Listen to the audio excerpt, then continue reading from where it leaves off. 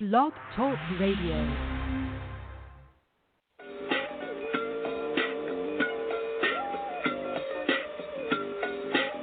Yo, what's up, world? It's badass thuggin' like I usually do, and you better turn it up, bust some speakers out, cause we off the motherfucking cuff. You dig how we do it? Dog Pound Gangsters 2000 and beyond. Blah. Yo, check this out. This is your girl, Cola Vogue, and I'm chilling with my boys right here on Off the Cuff Radio. Cause we off the cuff right now. You dig? Bet. What's up? It's your boy Lil Yap from UNLV, bragging up from the river, cooling with my homies and my family at Off the Cuff Radio. Y'all be sure to tune in on Fridays and get the latest scoop and find out what's happening. You heard me? Tiffany Lavon. And it's Queen Crazy, your girl's favorite bartender. And we're from Sex on the Rocks podcast. Alright, you're now tuning in to Off the Cuff Radio. Yeah, because they keep representing that real hip hop. Well, much love. Alright.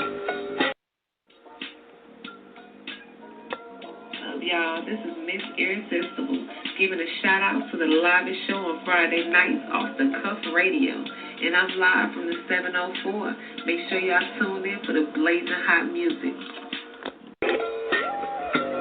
Hey y'all, this is Stacey Lachey giving a shout out to King Eric and Off the Cuff Radio. What's shaking, y'all? This is the Grand, one half of Lost Cause and 1/3 of that Drive Time thing. Sending my love to the homies over at Off the Cuff Radio. Tune in every Friday night for some real deal hip-hop conversation. These dudes are the connoisseurs of this thing. You already know what it is. BX Stand Up, HUD City, we're shaking. Peace.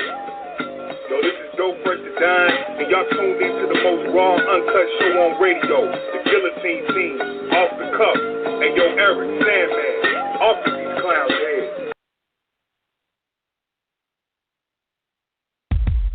Hey, what's cracking with it? This Chili Chill from that original Lench Mob. I'm pretty sure y'all ain't used to me getting down rapping, but I'm finna do it now. Smoking Mary Jane on the plane. Feet up, kicked up like it ain't a thing. Slick Rick chain shoes look like Dana Dane. Melly Mel swirl with a Playboy bunny dance. Spilling malt liquor, write it down, take a picture. I'm the number one nigga when it's time to make them figures. All about them riches based tube to the kickers. Dick thick as a snicker and money way bigger. Whoa, what it do, what it is, what it look like. Hit the molly, turn the party into Fright Night. Bust it open, hit the stage, make it crack a lot. DJ the pussy side to side, front to back. I'm about that ass popping, girl, keep that ass popping. It's a party, need some certified ass drop. A couple of flicks, we can even Instagram the shit. I'm a G, you a trick, let me see them tits. I need cash on demand, money in the palm of my hand. Let me know where you stand. I need cash on demand, money in the palm of my hand. Let me know where you stand. I need cash on demand, money in the palm of my hand. Lench Mob hit squad making mop rubs. Secure the swag, secure the bag, get the job done. Big 3 KD, yeah, we got buns. Got hits, hella honeys, hella shotgun. Liquor drinking, we got them nachos. Tequila hookers with some sweets and some tacos. It's OG Chili Chill, I'm east siding with it. Bitch, I did it, get with it, let the hood hit it.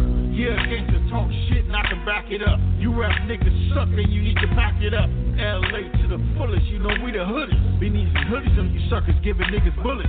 I'm a legend, got them weapons. You niggas tellin', I'm still bellin'. You know I get it, though I'm a felon.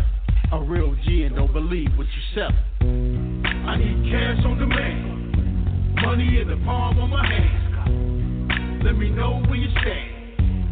I need cash on demand, money in the palm of my hand. Let me know where you stand. I need cash on demand, money in the palm of my hand. OMG, dope boy, Cam and Dub C. Big Tom and Big Calvin, the homie Dazzy, RP the crazy tune, but Kibo and Wood. Let's mama through the hood, it is all good. We all fly, brother Ron got a hawk eye. Let your ass up, niggas in the shark props. Dark eye, dark clothes, and dark tints and lopes. Leaving hundreds smokes and gun smoke on every coast. Have money, got money, nigga, fuck a bag. Guess your niggas swag, leaving all you niggas mad. El Chapo, Guapo, Gestapo. You niggas softer than a honcho, gato. You a buttercup, nigga, I'll fuck you up. Snatch your cheese in your chain, gun butt you slut. Give me the loot before I spaz out. Crack your cranium, leave you niggas ass out. I need cash on demand, money in the palm of my hands. Let me know where you stand. I need cash on demand, money in the palm of my hands. Let me know where you stand. I need cash on demand, money in the palm of my hand. Shorty, Sir, Jinx, and Yo-Yo. JD, Zulu, Ed, Melee, Morky, Ice Cube, Kenny Rap, Snow, Taz, we all got our cash. T-Bone, I love you, nigga, we all that. Lench Mob roll call, nigga. We in this, we running this shit. LM all day, every single day. We giving props to KGFJ. We giving props to K-Day. We giving props to Power 106. All that, support us. Every coast, from east to south to west to north to all of that. We love all y'all. We get on that. We always down to do all that. Chili Chill from this original Lench Mob, and I'm throwing up the W. Every single time you see me, I'ma throw up the dub and represent. Yeah. All of that shit. Mumble rappers, get your money. And we are now tuned in at episode 318 on this special Sunday night edition of Off the Cuff Radio, the livest hip-hop show on Fridays and Sunday nights. I'm your host of the evening, King Eric the Great, a.k.a. Rick Capo. Episode 318 is underway, and that track we just heard was from our guest of the night, Chili Chill, Need Cash in My Hands, the new single that he just dropped. So, welcome to the show, y'all. Sponsored by Dirty Basement Radio. Sponsored by Jesse's Boutique. Sponsored by Buddy Boy Entertainment and Core Financial. I got my host, T-Max, with the facts in the building. What it do? Sunday, fun day all day, man. We at the beginning of the week, King. We got a living legend up in the building with us, who definitely we're going to build with for the next couple hours about the way of the West, and how, he started, the Lench Mob, of course, and influencing so many, of the next generation, of modern, day greats, coming out the Westworld, man. All the way from VA to NC to North Carolina, we keep doing it. You know what to do, OTC. That's right. And I'm letting everybody know that anybody that want to chime in and, leave a shout-out or ask Chill or any of us any questions, you call the number and you hit number 1, so that way I could see that you want to come on, because I don't want to plug anybody on while they're probably using the bathroom or eating. You know what I'm saying? So, so if you want to chime in, just press 1. I could put you guys on the line, or whomever want to leave a shout out or ask Chill any questions. So with that being said, we got to give our brief and proper intro to a legendary figure out from the West Coast. You heard this man sound on probably on a lot of Ice Cube's records, from Amerikkas Most Wanted, Death Certificate, the Lench Mob album, which was probably one of the most impactful, most militant albums of our time. And he's still putting in a lot of work today. So without further ado, make our grand return to one of our best guests. He's back with us after 4 or 5 years, Mr. Chili Chill, y'all. Yeah. It was good with it, man. How y'all feeling? Look, West good, keep it brother. fresh and the best, man. What it do, man? Great to have you back on, man. Shit, alive, man, alive. Happy to be breathing. Just looking at everything, looking at how the world is and what the government doing, all of that. How y'all feeling? Definitely. What y'all up to? Good, man. Yeah, good. We surviving, brother. Happy to be alive and do this show. Exactly. Definitely, man. I mean, look, once again, with an esteemed legend as yourself, blessing us with your presence. Shout out to all of LA, all the way from north to south, man. We happy to have you back on, man. Yeah, happy to be here. Definitely. I guess we jump right into it. I mean, for those who may not be familiar, you know what I'm saying, because we always like to keep our guests current in terms of our listeners current about the history of our guests in terms of them understanding, the foundation you laid. Of course, for all of our, listeners out there, call number is 1-516-531-9596. Like King said, hit one to get in the host queue, and we're going to bring you in for any inquisitives or shout-outs you may have. So, yeah, Chili, I mean, just tell us a little bit about yourself in terms of, how you got started in the game, and, how a lot of the other legends, influenced you, before you became a legend yourself, and how you're influencing that movement out today. I mean, with me starting off, I started off as a DJ first.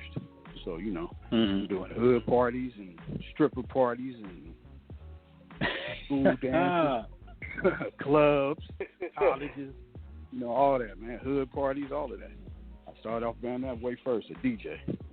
Then went into producing. So, DJing first, then producing. Definitely. Now, when you talk about the DJing, of course, you and this other guy, who was working a little bit by the name of, Dr. Dre, he was, y'all pretty much in that same circle in terms of guys, moving around the area. Shout out to all of, Southern California, Long Beach, Pomona, Crenshaw, Slauson, Compton Boulevard, Rosecrans. Y'all was all over. I mean, what was that scene like during that, 80s era in terms of, really just, did y'all really know, being a DJ, DJs, I think a lot of times, especially for some of the, people, younger people today, don't really understand how impactful, how influential, and how essential the DJ is to the culture. Exactly. You starting out, did exactly. you really see as everything was starting to really, as that, movement in Cali was really beginning to bubble, did you all really know that you, were really going to influence and make your impact in hip-hop the way that y'all did? I mean, not really. I mean, we did it because it was fun. It was fun to do. It kept you out of jail. What I'm saying? For one, it kept you out of that. So, but it's like, it just, I don't know, it just blew up just from doing it. I mean, DJs, it was DJs before MCs. So, I mean, that let that be known. But it's like doing all that, it's like the DJ is the person that kept the party going. It kept asses on the dance floor. So, I mean, within doing that, so it's like there was a lot of DJs around, even from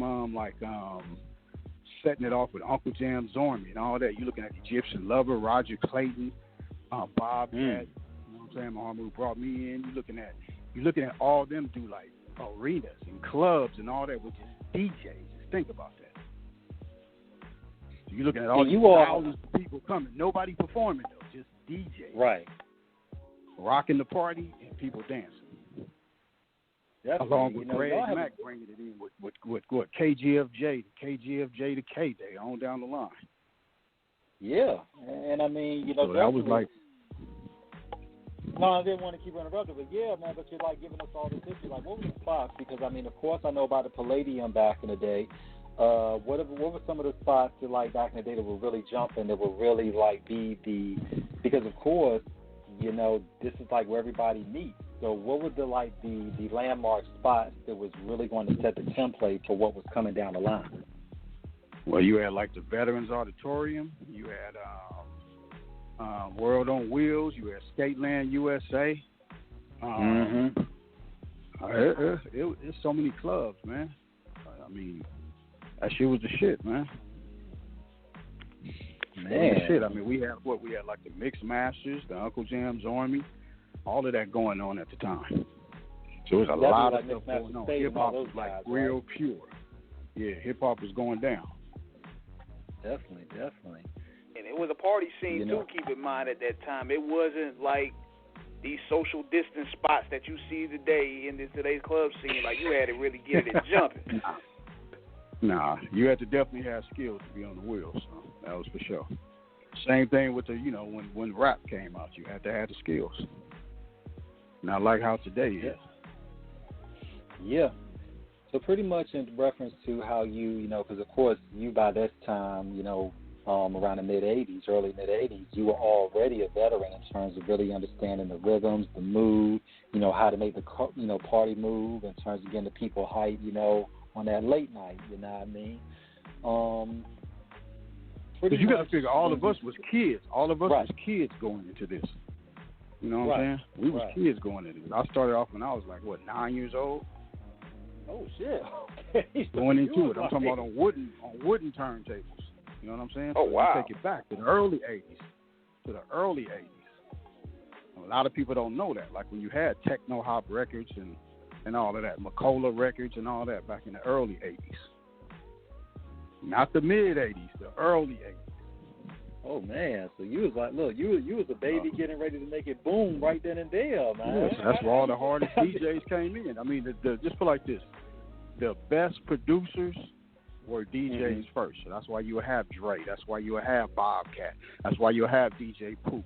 That's why you would have, the Battle Cats. You have all them, the Quicks and all that. We was DJs first. You know what I'm saying? We was DJs first. That's what opened up the doors. Like from the Bobcats, the Poohs, the Joe Coolies, the Keith Coolies, the M-Walks, the Mike T's, the Ralph M's, the Tony Gonzalez, Julio G's, Mixmaster Spade, rest in peace, DJ Var, rest in peace, Jammin' James, DJ Romeo, L.A. Reckless, Egyptian Lover. You had all that, like General Jeff them around, Arabian Prince, Ricky Waters, Curtis Harmon, DJ Kit Kat, DJ Glenn, DJ Spin. I mean, you had a gang of people putting it down, man. It was a gang of DJs. You know what I'm saying? All the mix masters, all of the Uncle Jam's Army, that opened up the doors for everything. And like when you had Greg Mack with K-Day, opening up the doors, bringing we had stuff like Whack It or Track It, Thursday Night Live, Friday Night Live. That opened up the doors for different people, bringing LL and Run DMC and Houdini and Dana Dane and all of them over here. The original Gucci Man is from New York. Not the Gucci Man from the South. This person is from New York. All of them was coming through doing their thing, and we was having shows and all that stuff and broadcasting live. And that opened up the doors. K-Day was the number one first urban rap and R&B station. That opened up the doors for everything. If it wasn't for that, you probably wouldn't see half of the hip-hop that came out. Of them coming through New York, they had to come fuck with the West. You had to do that. And what was that like, Chill, at the time where you're really seeing, because this is way before, this is obviously years before the East Coast, West Coast conflict that would really kind of play that what he was the culture. Everybody was basically, everybody was basically touring together and doing shows together. Everybody was basically doing shows and touring together during that time. Like when you got to when they started getting to the late 80s, 88, 89, 90, all of that, everybody was touring together. So it wasn't no separation of anything. We toured with all of it. We toured with KRS-One, Public Enemy, Leaders of the New School, Brand Nubians, Digital Underground. We all was clowning. All touring together. EPMD. We all was doing it. MC8. King T. We all was doing it. Shout out to Trag. Shout out to Trag. Yeah, exactly. Trag Compton. Yeah, go ahead, King. MC8.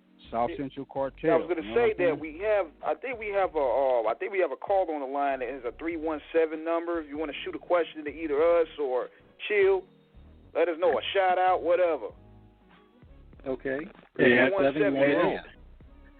Hey, this is Rona. I just wanted to say what's up to you guys, and wanted to say what's up to my big brother. I'm proud of him, and want to support him. Hey, Ronan, it's good with you. Chilling, man. Just trying to stay healthy and try to stay sucker and COVID free. But just wanted to shout you out. Oh yeah, that's right. Good looking out. Good looking out. All right, you guys be easy. Definitely, man. Appreciate your call, man. Yeah, but like I was saying, man, it's like that what makes the DJs into great producers, because they always get the science and the knowledge behind flipping records and knowing samples and flipping samples and knowing what the people want to hear. So they take that science and they put it into producing, and that's where you have guys like you and Dre and Quick. Y'all can still be relevant today. Yes, exactly. Well, I mean, that kept it. That they opened up the doors. I mean, everybody opened up the doors, and all the people that we looked up to.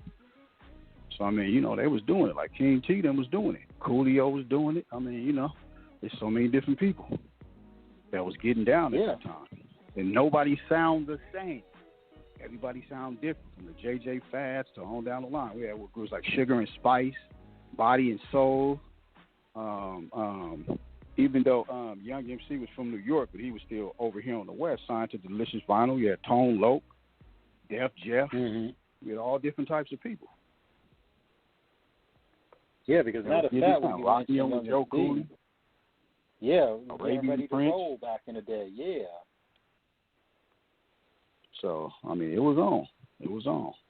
Just the thing about it is nobody sound the same. Everybody sound different, and they played a big variety of music, of rap music. It's not like how it is today, how they play the same 10 songs over and over and over and over and over, the same 10 songs. Every station you play, every DJ that switch up, he come playing the same songs that he played. Like, come on, man. Then they only dedicate one day to the West, and that's West Coast Wednesday. That's all we get? That's like some bullshit, man. And I mean, you're right to speak on it. You're right to speak on it. Now, the thing about it is also, too, Chills, when y'all look at, when California, you all had so many people, even before hip-hop would really become a thing out there. I mean, of course, shout out to the late, great Barry White. Of course, y'all had Lakeside. You had Zapp and Roger. I mean, you all already had just this amazing conglomerate of musicianship that was going to end up laying, that foundation for what was going to come.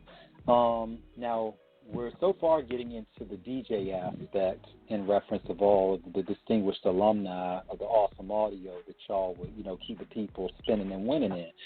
Tell us about, in terms of when you really started seeing the rapping, come into play in terms of who were some of the first rappers around that area. Of course, we know about, if we really want to get directly into the gangster shit, we know that Ice-T and Ernest in '86 with Ryan Hayes was really he was the one that you could say really would start that gangster movement on the West, albeit Schoolie D on the East Coast with that first album, who T got his style from, and then of course NWA will come in '88 with Straight Outta Compton. But tell us about everybody in the intern at that time as you really began to saw the rap scene beginning to come up.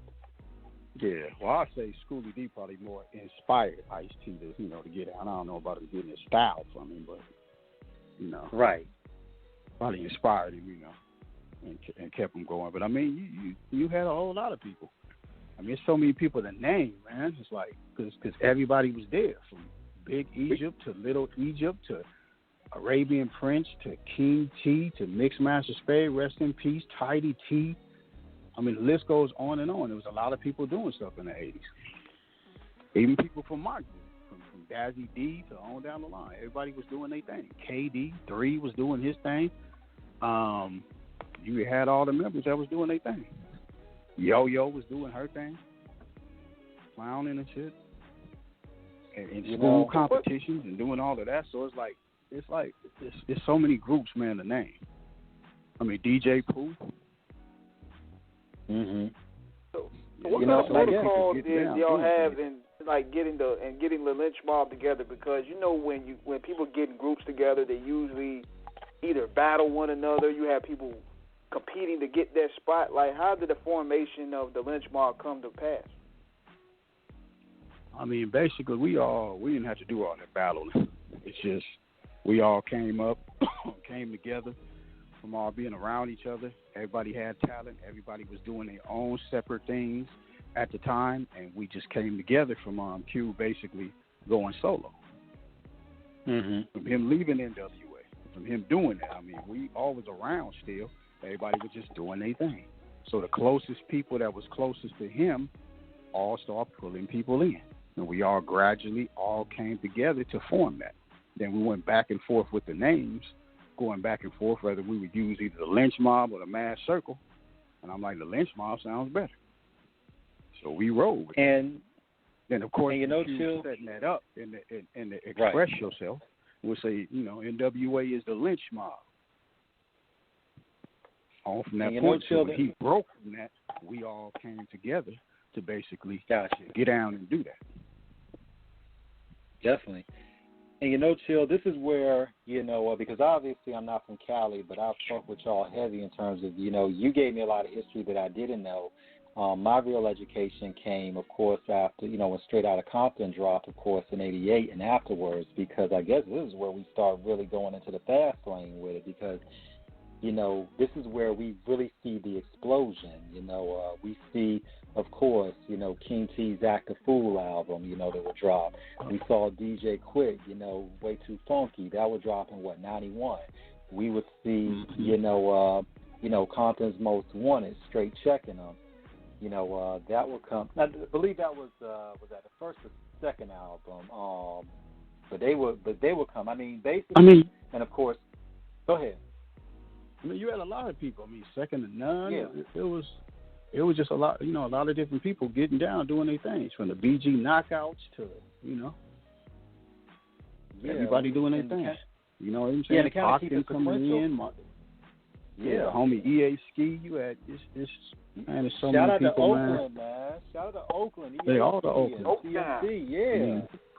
Even a Lench Mob member from Mars that end up staying in so long and end up going solo, Dale the Funky Homo Sapien, which is Cube cousin. Shout out to the Hieroglyphics, yes. Yeah, so you're looking at all that whole crew, yeah. And you're looking at all that from the above the laws to on down the line. Definitely. I guess it's sequential. Yeah, but I guess we keep it, in a sequential fashion, because we want to really give our audience a real understanding of the progression. Because of course, we all know the story about Cube leaving NWA, but this is where I guess we really get into where, like, King asked about how the Lench Mob came together, but I guess this really is where we really get to hear more of your story in depth in terms of everything. Because Cube, of course, we all know the story. Cube leaves, goes solo, and pretty much starts his own crew, which would be Lench Mob. Of course, he leaves in 90. Amerikkas Most Wanted drops that year. And then, of course, 2 years later, Gorillas in the Mist will come. What was it like in those 2 years leading up to it, with him leaving in 89, coming out in 90, and then ultimately you all dropping your debut in 92? What was that? Take us through that journey. Well, you had all of us. I mean, it's the difference between, number one, is the Lench Mob. Right. The Lench Mob. The Lench Mob. Gotcha. The Lench. I know. So let me tell you. The Lench Mob, Ice Cube, Yo-Yo, Sir Jinx, JD, Shorty, rest in peace, T-Bone, Dazzy D, Big 3, which is Lench Mob 3, KD, Dale. You know what I'm saying? Then they brought in, like when it came, then you look at DA Lench Mob was a group that Cube put, and he put them in a group. He put Shorty, T-Bone, and JD in a group and named it DA Lench Mob. You still had all the other main members that was there. A lot of them, they didn't participate. So you're only looking at them, those T-Bone, JD, and Shorty that participated in the DA Lench Mob project. Got you. You know what I'm saying? That's the disambiguation, listeners. Disambiguation. The and the. THA and disambiguation. Yeah. So you looked at that simple. Which the reason why, you looked at the DA form because at the time when we came out as a Lench Mob, it was a white rock group called Lench Mob, and they spelled theirs with a Y. George Lynch, like George Lynch. Yeah, like most people that don't really know the full history, they always spell our name with a Y.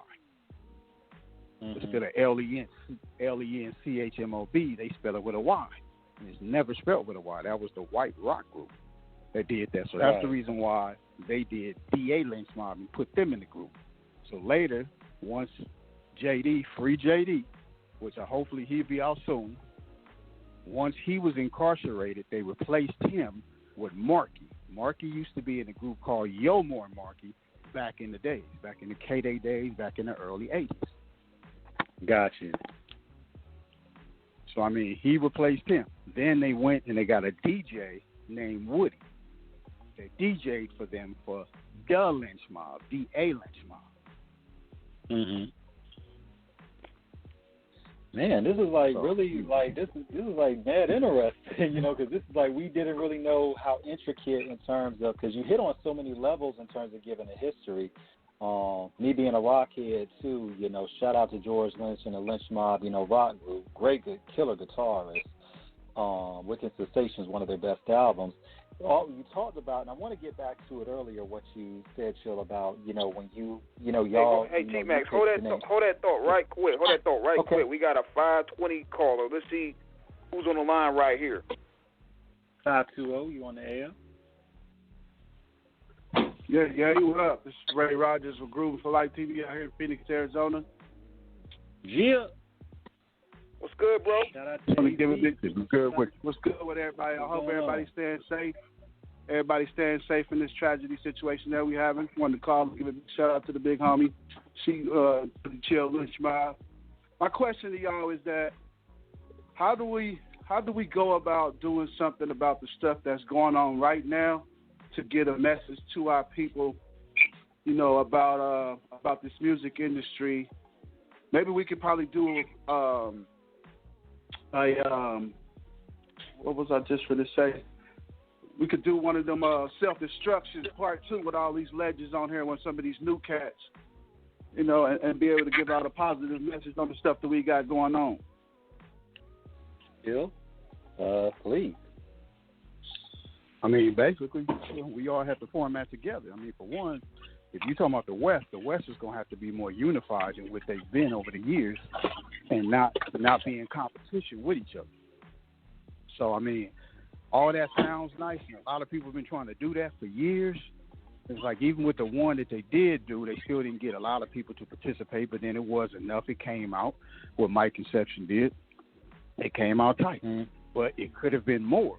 But from stuff being divided, from either Crip and Blood shit or just people hating on each other at the same time and not being unified, or people in competition with each other just around the same circle on the West, that's what keeps that from transpiring and going down. So if we can get the people to unite from the West and come together, then we can have projects like that. So it's like, you know, then it comes a difference between the younger generation getting mad at the older generation because they won't help them, like the older vets that's in the game not helping the younger ones in the game, which they should, because at one point in time they was new to the game. So why wouldn't you reach back and help the people that's younger? So when you have that, it's being divided. So it's kind of the same thing with races of people dividing shit, like light people against dark-skinned people, dark-skinned against light people, this person, this rich person against this poor person, or middle-class person against the poor person, and the rich against the middle class. It's like when you have all this division, how are you going to win? You doing what it was set up that they wanted you to do. So it's like, then who's giving back? You're looking at a game of people making money. Who's giving back to the community? Who's giving back to their neighborhood that they yelling and they claiming and they saying that they from? Are they reaching back to help their area? Are they reaching back to help the people in the community? Are they, you know what I'm saying? So if you're making all this money, you flossing all this money. How many cars do you need? You only can drive one at a time. I know you got somebody in your family that needs some form of money, some cousin, some auntie, you have somebody in your family that needs some money while you flossing. It was like, come on, man, it comes back to that division. That's that slavery shit. So you got to unify. So basically, to answer your question, we got to come together. So it's like we came a long way. We still have a long way to go. Church. But, I mean, we can make it happen. So I think a lot of people's eyes with all this going on is opening up a lot more people's eyes to what's going on, to what we need to be recognized and what we need to be focused on.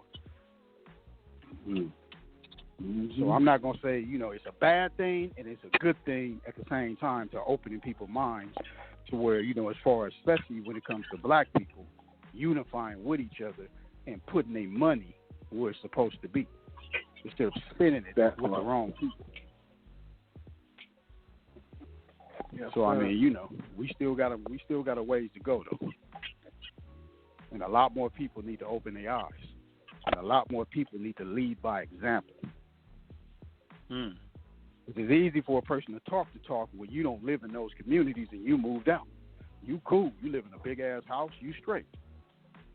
So what about the people that's in the hood that's going through that can't get out? They can't get ahead. They can't get a job. They can't, you know what I'm saying, get ahead because of their race and because of their financial situation. What do you do about that? So to the people that already got money, why are they asking for money? Why are they on YouTube, Instagram, and all that asking for money? When they supposed to have money, they should be giving. All the sports players should be giving money. All the top rappers should be giving money. All the top celebrities should be giving money. It ain't gonna hurt. You can write that shit off and get taxes. Why is there so many homeless people all on Skid Row? Why is Skid Row downtown LA the biggest homeless shit in the United States of America? Why is that? Why is anybody starving? And money floating around. So just think, what are the people doing with their money? So if people ain't taking care of a lot of their family, a lot of niggas ain't even taking care of their kids. Ooh. So you figure that motherfuckers ain't taking care of their kids, they ain't taking care of their people, they ain't taking care of their homies, they ain't doing nothing. Niggas just looking to capitalize. How the fuck are we gonna win? How are we gonna win? Anybody can get on TV and tell you to do this and do that and do that if you living a good life, but if you ain't living a good life, then what? What do you do then? Real shit. Oh. So it's like either way, come on, man, niggas need to step up. You can't look for the little niggas to step up if the big niggas supposed to be leading by example and they want to be basically praised as celebrities and praised as this and praised as that. It's like, okay, your immediate family is being taken care of, but what about the people that's putting you in them positions?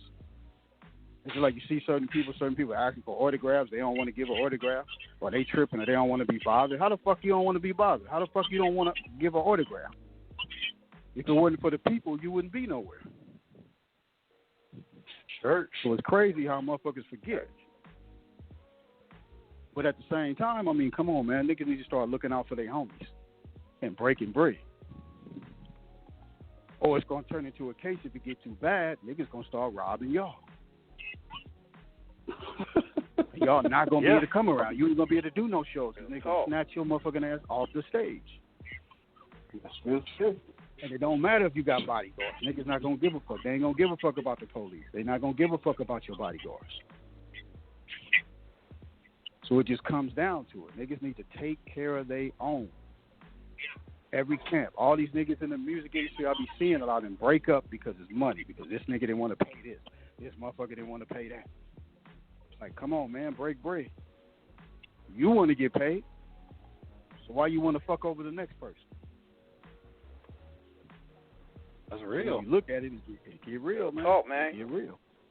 I mean, it's a lot of shit. You have any shout-outs you want to give out, start leading by example.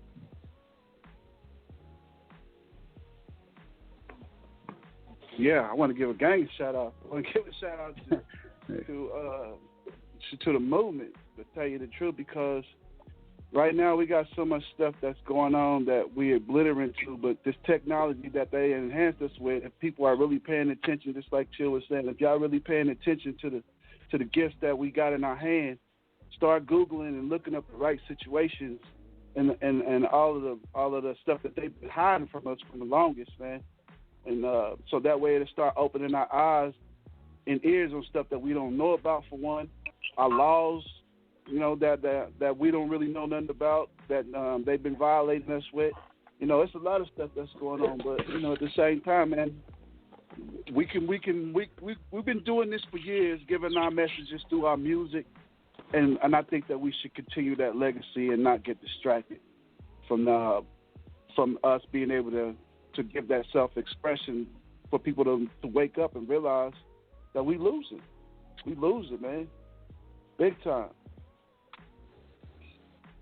Definitely. Yep. Definitely, Agreed. bro.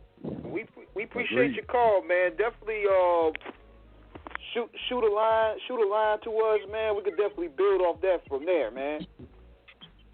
Yes, sir. Yes, sir. My name is Ray Rogers. I'm the CEO of Room for Life Productions out here in Arizona. 520-350-0985. Y'all can reach me at Ray Rogers Cell, CELL @gmail.com. Big Yep. up to my Definitely, audio, bro. Oh yeah, for sure. Shout out to Ken Rock. Ken out there kicking We it got out. a 949 caller. 949, you on? You building with Chili Chill and Off the Cuff Radio. What's good? Hey, what's going on? Can y'all hear me? This is Sylvia, Platinum Queen. Phil Mack. Yo. What's going on? Phil Mack in the house. Shout out to Good Shonda. to hear everybody. Had to call and support. Shonda's supposedly we were trying to come in together. Yeah, well, I think that's her on the line too. I'm trying to make sure I get this together because I don't want to just interrupt anybody's flow. Like they could be smoking a blunt and I bring them on the air by mistake. Right. Yeah, we got that part right Big there. 3 trying to call in. Yeah, we got Big 3 trying to call in. I think she's on now. 323, you on? What's up, West? There it is. There we go. Queens in the throttle. Yeah, that's right. We're here. It's a beautiful thing. Yep. Yes, it is. Definitely. Glad y'all calling in to support. Well, we glad to have. We got you, brother. Participation. Look, we glad to have a group participation. Now, make it all come together like conglomerates, rocking it. Yeah. Yep. So chill. Like you were. And before you do that, shout out to Miss Toy. I heard y'all did yesterday. Yesterday. Yeah.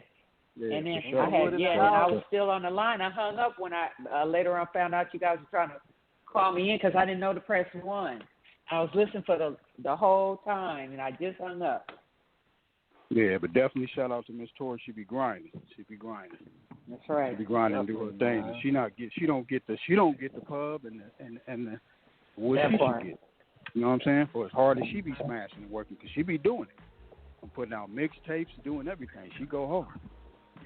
Yeah. That's why we had to put her on, man. Got to give her that acknowledgement. She go hard.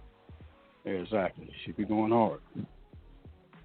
But yeah, while we got you on the line, you have a question you want to shoot the chill or any of us about what's going on with the world, the industry? You know what? Fake I jack actually rappers. just chimed in. It's Sylvia. I just chimed in to show support. I don't want to hold the line if 3 want to come in. Chill is brother, so the history is it's locked in.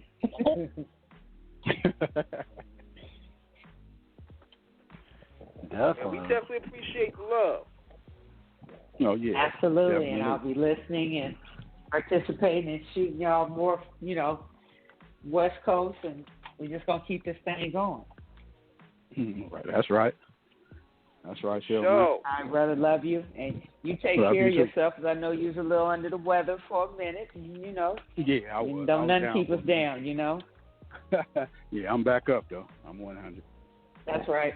That's what we do. Bounce back. I'd rather good hollering at y'all, and we're gonna keep this alive and keep Rihanna and and everyone else in our prayers, as in George Floyd, the whole shebang, and everything that hip hop and rap is going through. We're just gonna keep the world in prayer.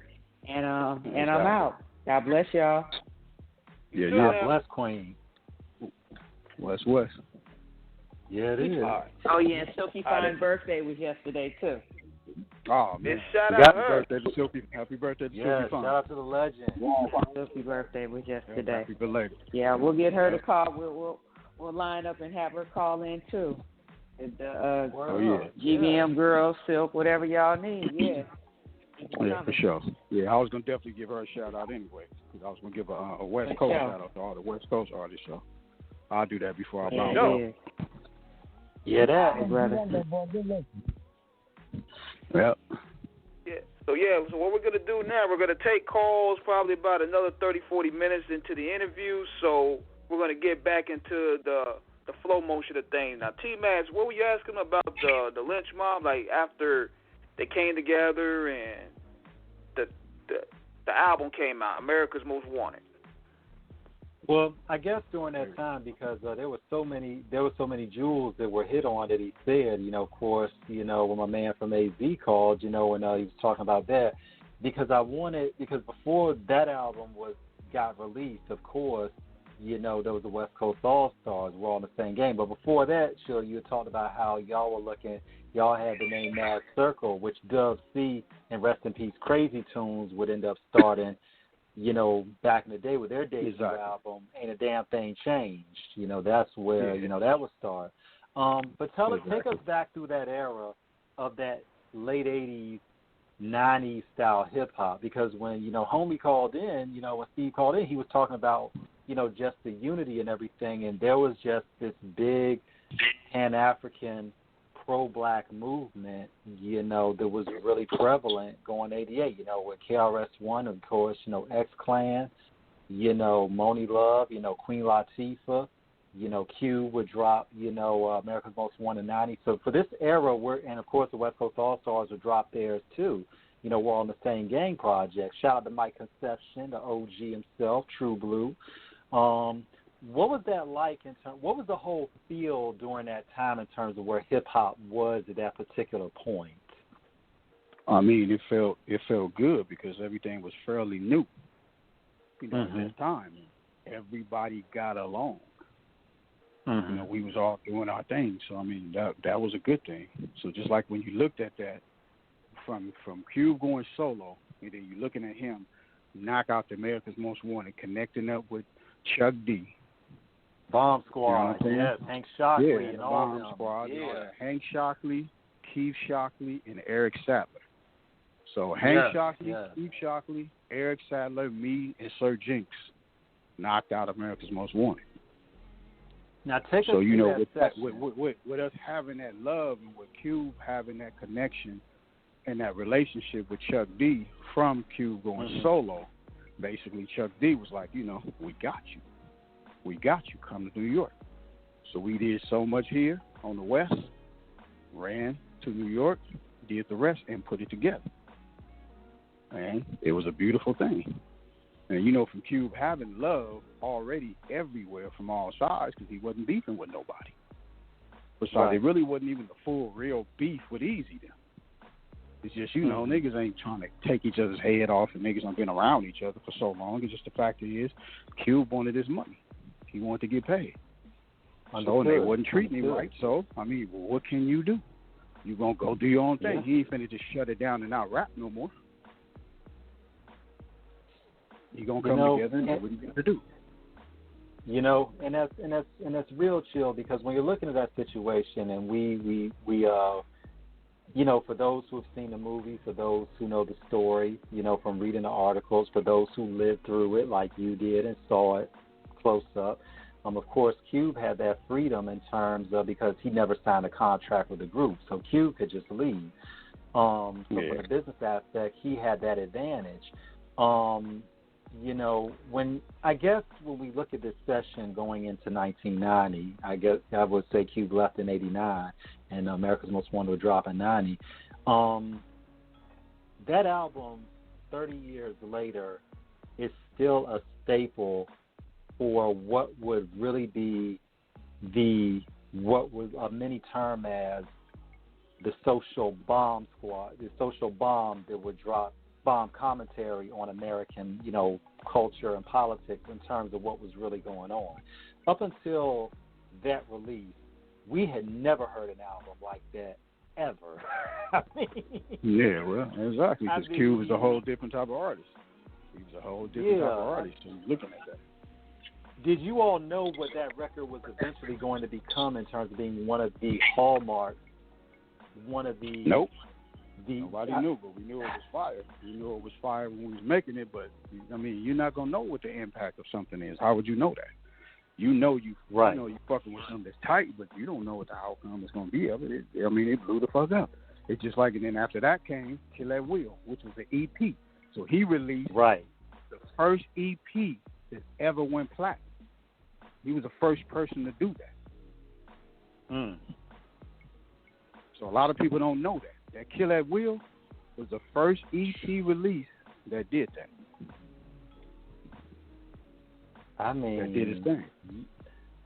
I mean, but I'm going back to my younger years, just looking at this whole era, because I mean, you know, to be on the front lines of seeing all of that, you know, I mean, Killer Will, then the Death Certificate would come in 91. Yeah. I mean, Predator would come in 92. Lethal Injection in 93. Yeah, and even all that time, while all that was going on, you still had King T still doing his thing. Pac was doing his thing with Digital Underground. You still had you had EA Ski in the Bay doing his thing. You had Too Short doing his thing. You know what I'm saying? All they was doing it. Mac Dre, rest in peace. Clowning and doing his thing. E40 them. You know what I'm saying? Yuck Mouth them doing their thing. So, I mean, you know, you had a whole lot of people. Drew Down, you had Rapping Forte. You had a whole bunch of different people doing their thing. So there's a lot of people doing their thing. Conscious Daughters, Paris. He was doing his thing. So, I mean, you know, a lot of people getting down, man. Be legit. There's a lot of people doing their thing. E40, you know, of course, Stick With It Records. I mean, I said E40. Yeah, Too Short had the dang. So, I mean, you know, it is what it is. So you had all these people getting down, doing their thing. I mean, look, on and on and on. And look, Chill, you talking my language now, because Brother Lench Mob. I mean, you know what I'm saying? Season of the Sickness. That was released in '94, as a matter of fact. That was his debut, I believe. Of course, Conscious Daughters, Ear to the Street. That was released on Paris's label. That was 1992, I believe, when that was released. Paris would drop The Devil Made Me Do It in 1990. You know, I remember when he was on Rap City back in the day, and that's when I first heard about him. You know, of course, EA-Ski, Infrared Music Group. You know, I mean, with all them you all. Yeah, selling you sales, all were just crushing it. Everybody doing their thing. Everybody was doing their thing, smashing. So, I mean, you had, you know, the people from the Bay, you had the people from the West that was doing their thing, along with, not taking nothing away from the East Coast or nothing away from Scarface. Those is our people, man. Lil J and all that from Rap-A-Lot. Those is our people. So we was connected with them real tough.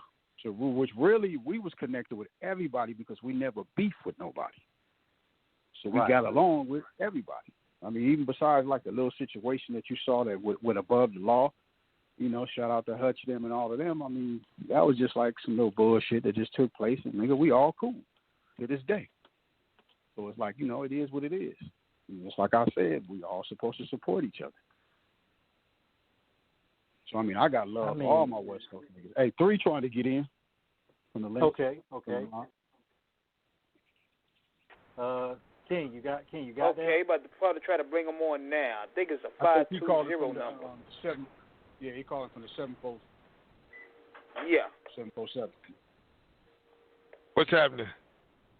Yeah, what's happening, fellas? What it do? It's all love, baby. It's all love, man. I've been trying to get through since Shonda and everybody else. You know what I'm saying? But it's all love. I'm here to go down, and my brother's telling y'all the truth. It's beautiful. Only thing I can attribute my brothers is, like he said, from when we left and he started and pulled us together, which was the biggest thing that I wanted to contribute, was Cube found all of us, and all of us was talented at that time, and we all was doing our thing already, like Chill was saying, and all of us was feeling the movement. We all was working on our own skill in different places, and he just brought us all together. So instead of us battling, we all came together. Each one brought something to the table that formed the Lench Mob, and then he just had a serious get down, and it was like, look, we're gonna take this country by storm, and nobody, this is it. It's us against the world. You know what I'm saying? Really, no pun intended. Heated down, all that across the country. It's us. Can't nobody lose. So one thing that people don't understand about the lynch mob is we went into a city and we came out that city together. It didn't matter what happened, and that's everywhere we went. We went as a unit, and we came out. It was never no this person get left or none of that. And so we made sure that everybody, the big dog and all the way down to our littlest people that we had, left that city. So when you say the mob, you really saying the whole city, because half of our homies was in each one of them cities, and we got along with everybody because we was moving in and out of state when we wasn't on tour.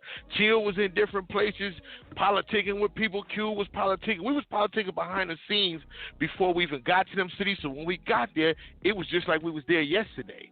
So everything was love with us. We never had no beef with niggas because we was in their town probably the week before, smoking, clowning in the clubs, and then we'd jump back to the city and do what we do. When you say the lynch mob, you talking about real hustle niggas, excuse my French, but niggas that really was doing all kind of miscellaneous and then above and under the behind the scenes all over the country. We had niggas that really was moving in these towns, and they would fly back to the city, and then would jump back over there. We was really, really, really, the songs you hearing him write, that's really from niggas really doing that. We really jumping in them towns, handling that business, coming home, and then you would see us on tour together. You see us on stage together. You see us in the arena together. You see us in the club together. So we had so much love because we really was in them cities. It was nothing Hollywood about us. Everybody was there. You had your heat. You had to be, you get smashed, you get smashed. But we all together, so that's never gonna happen. And we always had love. It wasn't too many rivals or any of that weirdo shit and all this weirdo shit you seeing now. We don't even understand that because we supposed to be all black. We all got love. We all want to see people get money. When we was on the road, Chill tell you, my backdrop guys is from Ohio, and I would call them a month out and tell them to meet me at the first show. I'm in L.A. We getting ready to go. Q was upstairs working in the office, getting ready to set it up. Chill was just in the studio, and we getting this whole movement together to go. And we have people all over the country, bro. No bullshit. So from here to NY to Texas to Atlanta back to the Midwest, we real niggas. I mean, I hate to say it like that, but really culturally in the streets, no Hollywood BS, no nothing, just really, really getting it in. We ain't the kind of dudes that's up in the hotel and you can't talk to us. We down in the lobby, we in your club, we doing all that. We in your hood, literally in your hood. We at your house party if you got one. Really, no bullshit. Yeah, we ain't like yeah, we ain't like we need a bodyguard to move. You see the mob, we might be in 5 different places in the same night. The mob was in this place without no security. The mob was at this hotel. The mob was at this party. The mob was at... We really was them dudes that really did that. No pun, no Hollywood, none of this other wild madness. And the reason is because we're not out there trying to be nothing that we wasn't at the house on the street. Nobody is out there trying to be Superman. We the real niggas that you catch me in the city doing what I'm doing. I'm going to do the same thing in your town. So none of us was out there pulling Shorty, FOI. You might see Shorty in a bow tie after the concert.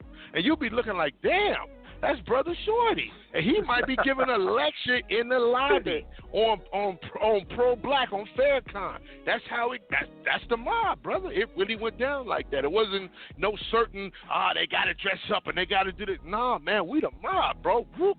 You might see Shorty in the corner giving a lecture, JD over here talking to the hood niggas, us over here fucking with the broads and all kind of, bro, that's what you got when you got the lynch mob. So that was the only thing I really wanted to contribute. I was hearing my brother, and I wanted to send a shout out to the whole West. Everybody, we sick. I mean, we sick, y'all. They done took a patch out of us. We sick as a motherfucker from Nip all the way down. From us, it's easy all the way up. This shit ain't never stopped. But, I mean, it's like it just sped up. So, I want to send love and a shout-out to the whole West and everybody in the whole country. We got to unite. We got to get it together. This is it, y'all. It's us against the racists. That's it. It's like, for us, this is like 89. This is like 91 and 88 all over again. When we had to go out on the road with straps, that's what I saw when I seen them kids running around. That reminded me of us landing in the city and the police mad at us because my niggas saying, fuck the police. So we rolled up, heated up, like, here it go. It's going down. We don't know who's who, but we watching everything moving because nothing can. See, Q was the president, so can nothing happen to the black president while we here, right?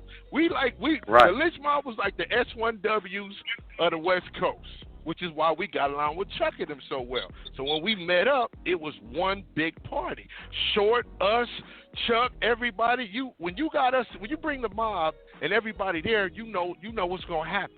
It's gonna be all love. No matter if we blowing weed, drinking drink, chasing women, whatever it is we doing, it's all love. So when we come to town, we know we got haters that don't like us. Then most of them are political or they got some agenda going on. We get along with all groups, all people, all race, ethnicities, unless you racist. Then it was a problem. Minus that, we get along with anybody, black, white, purple, orange, and that's how it was. So when the brothers joined the nation, people got their feathers ruffled, but really that's a pro-black organization. So if you don't want to see black people uplifted, now it's a problem. But so was the Panthers. Pac, it's a problem. He did it, you know what I'm saying? So again, when you saying you're looking at these new protests, for me, it's going back. I reminisce. I go back to this, and it's just like us when we land in the city. Bam. We didn't just, I don't know if you remember or have any videos of us in the hotel. We bring the concert to the hotel, bro. It looked like the protest shit. The whole concert be at the hotel, and we be out there partying from night to day. Seriously, bro, no bullshit. Ask anybody when you just get online and boom, when we come to town, it be half the city be at the hotel, and we party all night till the police cleared out, and it's a non-violent situation. People just want to be around some pro positive love, and you might hear that gangster stuff and say, damn, but really that's what's happening in the hood. That's really what's popping. And they seeing that, and they got to relate to that. You can't relate to nothing fake, so you got to relate to the realest thing that you know. So when Chill was telling you that, my brother shooting out of town, coming back, all my family, we one big family to this second. To this second, there is nothing that can ever. You ever notice that we 20 years, you never heard no discrepancies about the Lench Mob? That's because it was past the money, brother. It was never about money with us. This was all love. We was rapping and scratching and beatboxing and doing this shit way before my brother. He came in and found all of us and drawed us together. We had one big talk before we jumped on that tour bus, and it was the same thing every time we left. It was everybody's going to go and everybody's going to come home. And that's what it is. From him paying hotel people, because we tearing up their hotels across the country. Oh, we having water fights. We doing it all. There's other high five them. They'll tell you about us. We come through. We water gunning up other singing groups. Oh, we terrorizing. But we having fun, and it's all love. And you can ask anybody that's ever been to an Ice Cube concert with the Lench Mob how it was, bro. Everybody's invited. Pimps, hustlers, hoes, everybody's invited. Nobody is exiled. It's like church, but in rap. And so everybody knew that we was on that fuck the police because we knew it was racist. We knew they didn't really mean us no good, because if they did, the good police would be dealing with the bad police, which is what you want in any situation. But they wasn't doing that, so brothers was on that. And now we here, it's 20 years later, and the young ones is up, they banging again, and we all got to watch my brother Floyd pass away on TV, and that's sickening. You know what I'm saying? That's sickening, and I'm seeing more of that. I seen it in Phoenix. I seen it all over the place. People texting me that, and it's sickening, man, that these people believe they have a right to take someone's life and not feel anything about it. And if you came to their home and took one of their lives or children's lives or family's life, they would feel some kind of way. So when the brothers say fuck the police, it's fuck the horrible bullshit motherfuckers. We need law and order. So yeah, we do need the good ones. But these people that's racist, man, I'm still with that fuck the police, fuck these racist police to this second, man. It ain't changed. We got 1 trillion more people behind us. It's just now they seeing more of them with us because they've hurt more of them, and now more of them is with us. You know what I'm saying? 20 years later, you got more mulatto mixed families happening, doing their thing. I love it. I just want everybody to understand one thing. We came in peace from Malcolm on down. We've been in peace. But if you're not going to straighten out my neighborhood and you're going to make my neighborhood toe up, what you think going to happen? Of course I'm going to shelve over. Of course I'm going to hustle. Of course I'm going to do this. I got to eat. I got kids in the family just like you do. You know what I'm saying? If you're not going to grant, like my brother Chill was saying, none of these black entrepreneurs $1 million, $2 million to go get a black store or a brown store, whatever store you want to call it, to feed these minorities or what they want to call minorities, because you really not enabling them to get money and to access the system. You know what I'm saying? Then what do you expect them to do? And that's what we're seeing now. We're seeing a change of the guard by force, which is what the brothers have always said. So you got to understand, the mob is a bunch of pro-black and then anti-establishment people. We anti that because we know they was never for us. So we was anti that when Cube met us. We was all like, yeah, they ain't meaning us no good. And they didn't, and it was proven through time. And so even now we seeing all this madness happening, and the shit never was good. So when platforms like you, Seal, Platinum Queens, all the, man, anything pro-black, like my brother was saying, it's too many wealthy blacks, browns, that ain't put a pot together and said, this is for this organization, this for this organization. Because don't tell me with $200 million, you ain't writing off $10 million. So, but you giving it to anybody and everybody, but you're not taking care of your people. And that's where I'm at with it.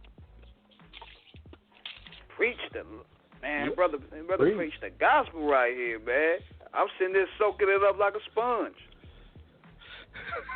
No, I just wanted to get my little two. I know I missed half of it, but I wanted to back my brother, and I like what y'all was on, and I, was locked down, couldn't get in it. So I'm gonna kick back and let y'all speak. But real talk, OG, man. I just want to say, OGs, they got a lot on their mind. They got to get it out there, man.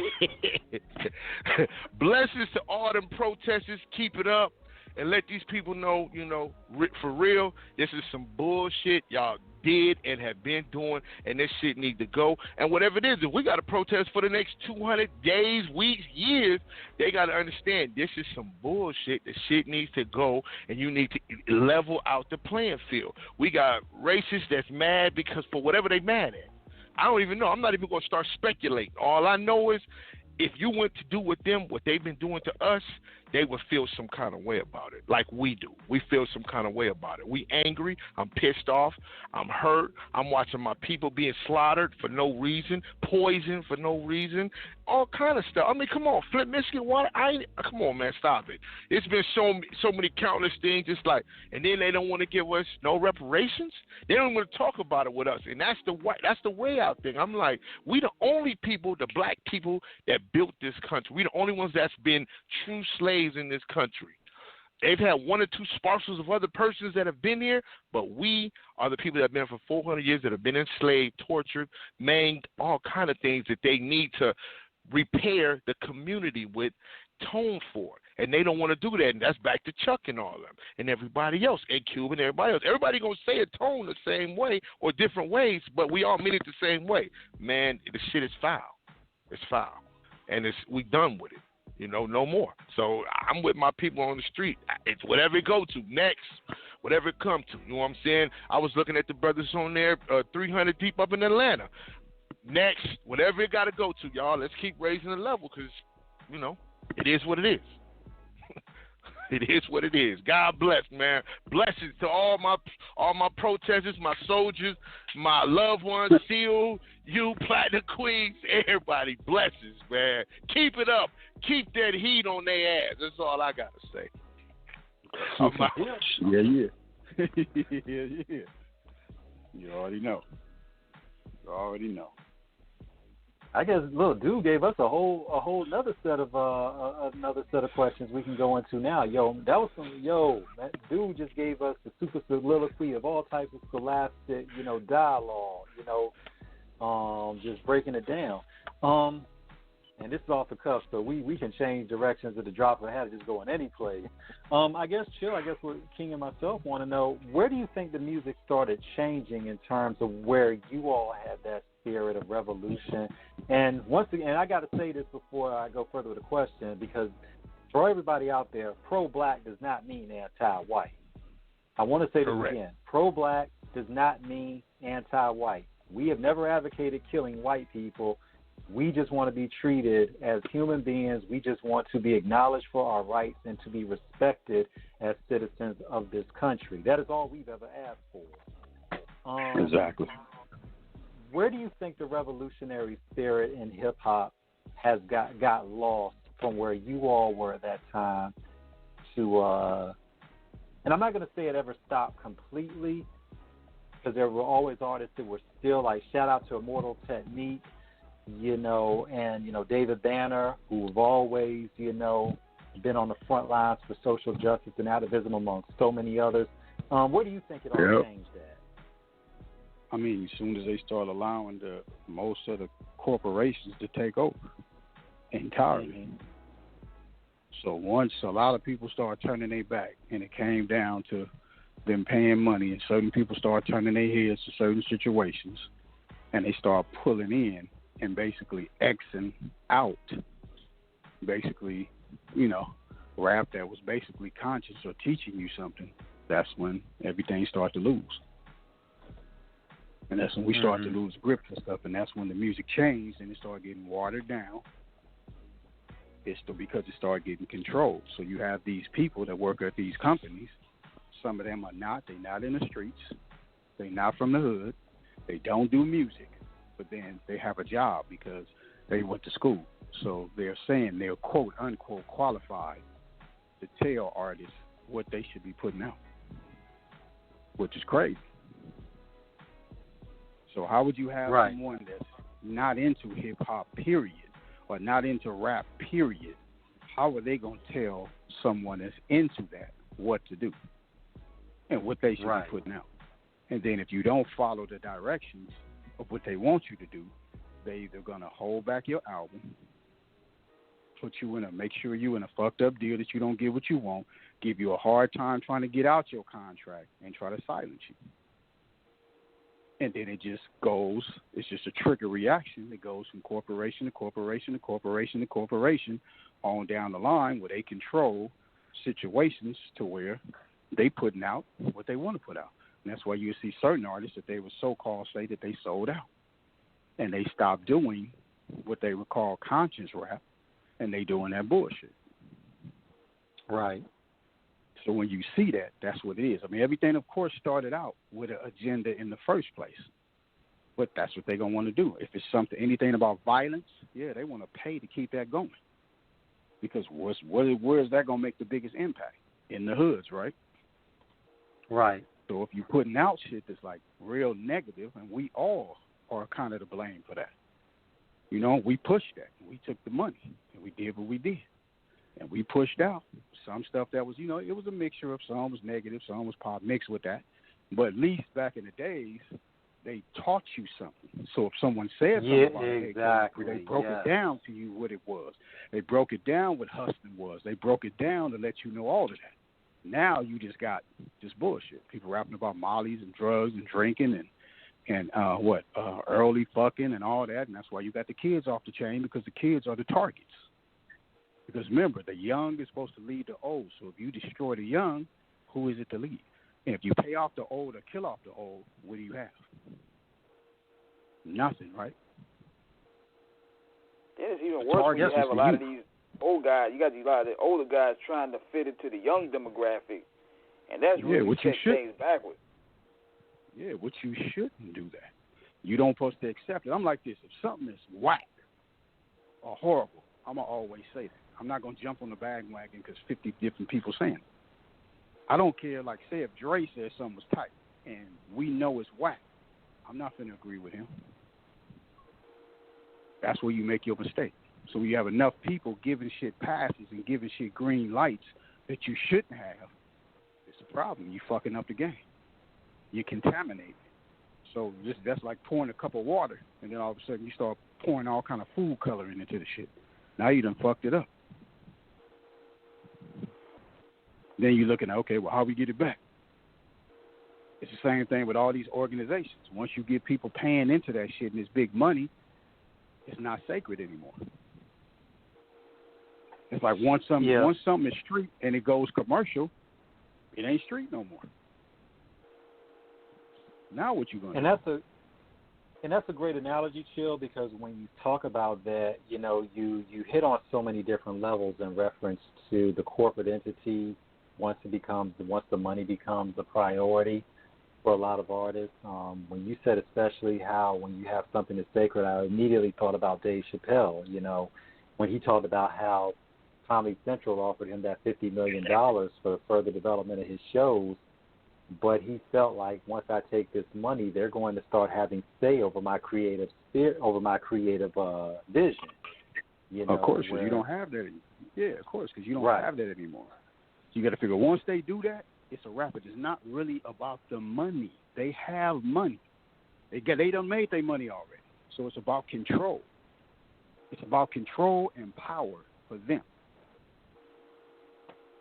So if you fall into that equation, that's what it is. And then that's where they get into the point of, okay, well, he sold his soul, she sold her soul, because then you working for them. So, you know, you're no longer doing nothing for what it is. Then all of a sudden you're looking like, damn, well, it ain't for the love no more. It's just for money. How much money you need? Once you make a certain amount of money, then what? What you going to do with the money? If you're not going to put it back in the community, like I was saying earlier, or you're not going to help your family, you're not going to help your homies, you just want to be rich and just you. Nobody else, huh? What do you do after that? Yeah, I think it all boils down to the selfish mindset. Because, you know, it's sad to see even our own create this whole dog-eat-dog mentality, because I even look back at the 90s and you had all these labels at the time. You had Rockefeller, you had Wu-Tang, G-Unit, Terror Squad, Flip Mode Squad, Death Row, Bad Boy, and today, Cash Money, No Limit, and all of them are mostly obsolete. Exactly. Well, they already used them for what they need to use them for. So they don't need to use them no more. You know what I'm saying? So when you get for that, so when you're looking at the corporations and you're looking at what it is, just like America's a corporation. They look at us as corporations with having a Social Security card and a birth certificate. So when you're looking at that, that's how they're looking at you, and that's how they work it. Yeah. So it's about control. They got all the money. They got the money. They don't need money. The government make money. All this shit is all tied into it. You want to form a corporation, you got to go through the correct paperwork to do all that, to file, to do this, to be a part of them, and come into the tax bracket. You do what you're supposed to do. You do what they told. You stay quiet. When they say move to do this and do that, then, okay, you stay around. You don't, then it's going to be a problem. So, I mean, you know, it is what it is. Game recognized game. It's just enough people need to open their eyes and see what it is and respect what it is and smash. If you don't like the way the situation is, change it. So that anybody that's in music, your best bet, you automatically know, is going to be independent. If you ain't independent, then you're going to lose or you're going to be a slave to the system. So what you going to do? But I think what it is, too, I think it's also a fear factor that plays a role. Like, we made a joke about this 2 weeks ago where we saw Ice Cube. He went on Twitter basically resurging that death certificate energy on his Twitter when he was going at the powers that be. Like, we was thinking, damn, dude, he grew the Jerry curl back. He going in. And, you know, you don't really... and it's rare you see artists, especially at his stature, taking that risk again because they don't want to lose that bag. Yeah, I mean, of course. I mean, he made his money to do whatever. But at the same time, okay, while he's going against the powers that be, and the powers that be, if they flip it and start smashing him, who's going to help him? Who's going to step up? Is there any other artist going to step up and go against the powers that be? That's going to sacrifice they riches and their money too, if he get in trouble? So if they decide to discipline him, then what? Who going to help him?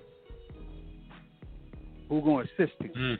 Is everybody going to sit back and just look at him get crumbled and smashed and look at the powers that be smash him? Who's going to support him? So you just look at any of the people. A lot of people do be scared to step up. They do be scared to say something because they don't want to let go of their money. But it's like, damn, man, you done had a good long-ass run. And if you see bad shit is happening, I mean, come on, man. Either you're going to say something, step up to the plate, or you're just going to be quiet. But it's going to come back to affect everybody of color. So if you don't speak up, you don't say nothing, it's going to be a problem. I mean, fuck it. If they're going to get you, they're going to get you regardless. What difference do it make? The battle is against good and evil. Well, it's just like even when Obama was in office, what did he tell you? You're on one side or the other. What you gonna do? I mean, the game is like playing chess. They move, you move. That's real. And I think something too, Chill, when we think about the climate right now, it's like this whole level of where hip hop is right now. It's like it's so many people who want to just get on just to be famous, but so many people aren't really trying to contribute. And that's not all the new artists, of course, because there's some pretty damn dope ones that are coming into the game, the new jazz. But back in the 90s, and even mid 2000s, we didn't have social media the way it is now, and we just seeing a lot of clown shit niggas doing. What's going on with all this right now? Well, you just looking at the game is different. It's switched up. So it's like, a lot of people are bought and they kept. And they don't want to lose what they so-called bag. They don't want to lose their bag, so they're going to play the game. But at the same time, it's going to hurt people by playing the game, including themselves, because the tables are going to be turned. Because the so-called enemy only cares about the so-called enemy. And all the enemy cares about is spreading the messages that's fucked up. That's all they care about. They'll give you money. Just like I said, they don't need the money. Right. People that sell out need the money. But it comes to a point when you get so much of the money, then what you want to do? How much? You can't spend all that money. You can't die and take it with you. And a lot of people wait too late to do something or to start speaking out when they should have been doing it in the beginning. Okay, you sold out. You made your money. You did what you did. But like, damn, after so long, can you really just stand there just to keep looking at shit? When you just look at that shit, to look at what's going on in the communities and just looking at all the police brutality, just all the bullshit that it is. You can just sit back and just look at that. You cool with that? You can just go to sleep every single day. You can go to sleep knowing that people that you know just ain't right, ain't on the same level. At least if everybody got the same thing, they good. Then there'll be a lot of shit that you don't have to worry about. Yes, there's always going to be somebody that's greedy, that want more, but, if it's a little more even, it makes it a little more better. Right. Mm-hmm. So the game is crazy, man. It's how you look at it. It's what you're going to do about it. Go ahead. Yeah, it's like what you're going to do about it at the end of the day. And I think more than anything, like you said, I think people have to understand in reference to, the celebrity may come, but the check and respect don't always go together. And when we look at this, a lot of artists have come over the years, questionable fashion preferences, just things that are said, and it's, we're seeing, I think, a disturbing trend because we love the babies. We're OGs, so we're always going to be worried about the kids coming up to make sure that they have the right direction. But a lot of times, just like when you have, the babies dealing with, the parents, you sometimes have a situation where the kids think that they know more than the adults. And I think a lot of times with social media, you're dealing with a situation where this is an accelerated and automated and artificial sense of success that we see a lot of the young artists get to, i.e., 6'9", new age jerk boy, which thank God, because the nigga won a fucking wedding dress in a video, putting a gun in his mouth. It's just all types. It's just 1,000 levels worth of lame and past that. Yeah. But they think they equate that type of going, what they call going viral, is being vital. And the reality is it's the venom that poisons the culture with what is being put out. Exactly. But when you try to tell the youngins that, some of them, because a lot of them still have a lot of love for the veterans, but when you tell some of the youngins that, their thing is, oh, these old niggas hating. They ain't trying to see me shine. And I'm like, no, it's just the fact that we know you're looking like a fucking jackass, and when they're done using your ass like, that new fish in the pen, they done tossed you and you got cement shoes underwater. You know what I'm saying? Yeah, we'll go back to I think it's also the approach too, bro, because you don't want to yell at them like Joe Budden do. You know what I'm saying? But at the same time, it's like you gotta. But there's different ways to reach them. But they also got to be willing to learn. It goes back to what I said earlier. If you're around a person, just say this: a lot of the elders, they drop the ball on doing shit. It's just like a lot of information that we know now. You didn't learn that from your mama and grandparents and all of that shit. They taught you some shit, but not all the shit that you were supposed to know when it comes to that. So, like, when you drop the ball and you do certain stuff, of course, the younger, they're going to feel a certain way because, okay, you went through something. You're supposed to be fighting to where the youth don't go through that. So if you don't do that, you're going to drop the ball. So, of course, they're going to look at you. Are you really looking for them to respect you? And you ain't been there? Nobody's been there to teach. They just let them do all this wild shit, laughing and do this and do that. They go into the pen, they looking at them. They ain't out telling them not to do this and not to do that and don't do this and don't do that. So if they got to bump their head the hard way and they got to do what they got to do, then you come along trying to tell them something, what you think they're going to do? They're going to look at you crazy. That's why niggas be having to get out and do shit. Shout out to the homie Wiz, to the race card. Basically, race is reclaiming America's communities through empowerment, which I clown. You know, we do benefits for, like, the kids and all that. We got the Crip and Blood baseball and football games and all that going on. So we keep that moving. Also, shout out to the homie Big T and Suave. We got a documentary and soundtrack for the world epidemic on Put the Guns Down. So that'll be hitting in a minute. So it's like, you know, and everybody's on that. Miss Toy got she got a drop on there. She on there. Sale is on there. DJ Sale, rather. There's a whole lot of people. Spice One. There's a lot of people that going after to do it, to just speak on gang activity, how to empower the youth, how to help the youth, all of that. So it's positive. There's people doing positive things that's in the streets. But that's shit that you're going to have to do. Everybody needs to police and claim and hit their community, because if you don't, then people are going to stay lost. So if people don't feel that love, that's why the youth is disconnected from the older people. Some they connect with, some they don't. But that's why they out doing all they shit. Because there wasn't nobody there to tell them not to do this and not to do that. Don't do this, and they do it this way. Here, let me teach you about this. Like if it's the music industry, how many people is teaching people about publishing, teaching people about mechanical royalties, foreign royalties? How many people teaching people how to run record companies and do all that? They not saying nothing. In fact, you're looking at all the young people come in and they're victims of motherfuckers raping them out of their shit. Then later, okay, now you know now. That ain't good. It ain't shit good about that. Just like at certain times I say shit, people tell me, oh man, oh chill, why you saying that, man? You giving up $1 million game. Because I don't want to see a motherfucker get fucked over. Because there's enough money for everybody. So a motherfucker should know what publishing is. They should know what foreign royalties are. They should know what mechanicals and all that shit is. They should know about all that. They should know about copywriting they shit. They should know about everything. There shouldn't be nothing that they shouldn't know about. So the thing about it is, why do you want to attack and take advantage of a person that doesn't know shit? And if you got taken advantage of, why would you want to do the same thing to somebody else? That makes no sense. That's real. You know, so, you know, it's a lot crazy, of, man. Yeah.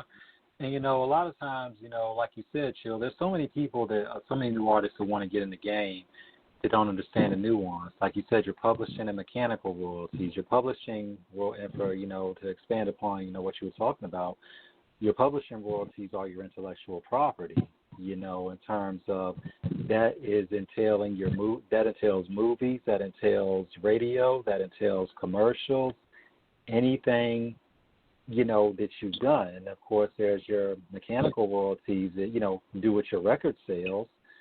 But, you know, in terms of what you get per album sold.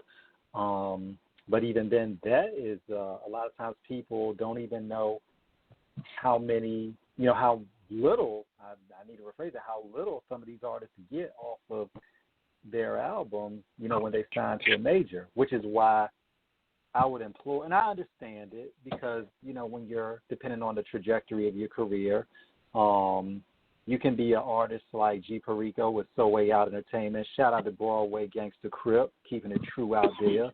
You know, where he's got his own movement where he really doesn't need a major because he's got his fan base out there. But not everybody's going to have it like him where they have a clothing store, you know, in addition to dope product on the music, where they are self-sufficient. So you see a lot of these artists try to, you know, their thing is, I'm going to sign with this major label, I'm going to get all this money. And I'm like, I got news for you. That label money is nothing more than a loan. And you got to pay that shit back on their terms. Well, a record label is worse than a bank because they're going to hit you. They're going to hit you 20, 30, 40, 50 times. You would be better going to get a loan from a bank than a record company. Mm-hmm. Record company going to get you. If you don't have no smarts and you don't have anybody, you're not surrounded around people that's going to teach you, and you're going to take their advice and, you know, run with it, then you in trouble. And you're going to be a victim. You figure all of us was basically made victims to where it should be nobody new in the game get beat. Right. Not if they paid attention. Most people don't do history. They don't do research. They don't check. They don't do anything. They just run and they just looking at the outside of how things look from not knowing the game. And that's the thing, and that's how they made victims. And that's a bad thing. And then when you have the people that's in the game that's not saying nothing, they just as guilty. So look at all these people that got companies and all these people that got all these complaints. And you looked at all these documentaries, all these TV shows, all of this shit, just reading books, just looking at everything, and people telling you, I didn't get this and I didn't get that, and I didn't receive this and I didn't receive that. Some people did receive shit. Cool, and they fucked it off. That was on them. They didn't learn. And even then, they were made as a victim of something. So anybody now should be able to just, if you just sit down and just look and do your research, come on, man. And we got the internet. You can Google anything that it is that you want to know about the industry, and it's going to pop up. Take the time to read. Motherfuckers doing everything else but what they supposed to, everything else. And got everything to say about every goddamn body instead about the shit that they supposed to be saying about and learning about.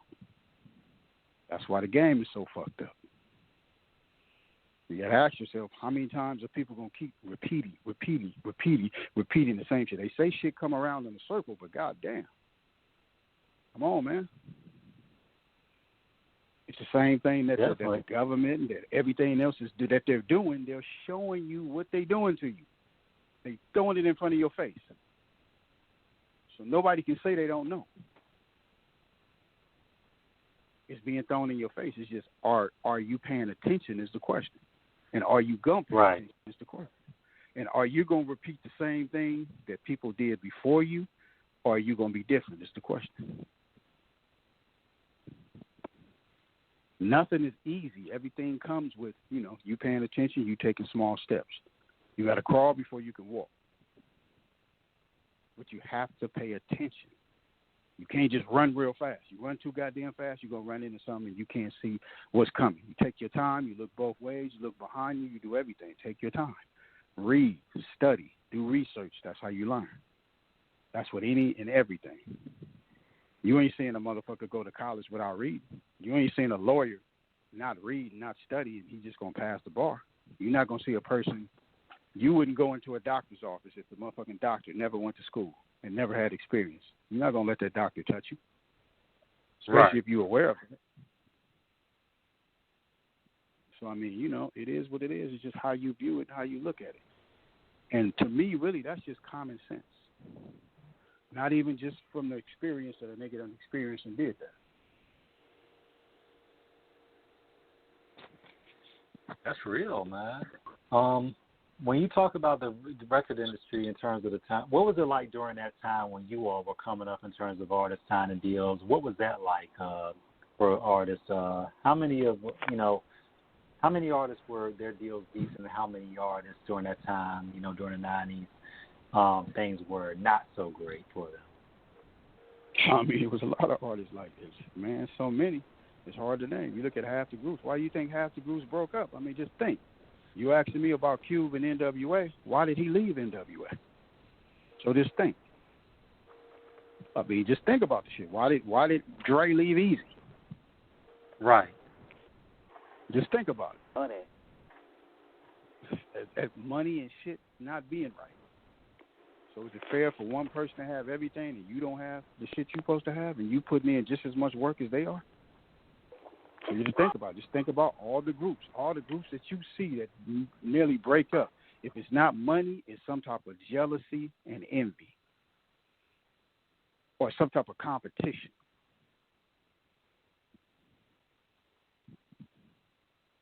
Number one shit. Okay, either this nigga want to be number one and want to be ahead of everybody and treat motherfuckers a certain type of way and want motherfuckers to bow down to him or her. Come on, man. If everybody in some shit and they're supposed to be together and they all supposed to be as one, that's what it's supposed to be. I become, you know what I'm saying? Everybody trying to be a leader. And there's nothing wrong with everybody wanting to be their own boss.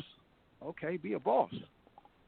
But to be a boss and for shit to be successful, bosses have to learn how to work with other bosses. They can't just look at themselves like, I'm the boss. I'm number one. I'm top dog. But then you don't want to listen. You don't want to take in nothing.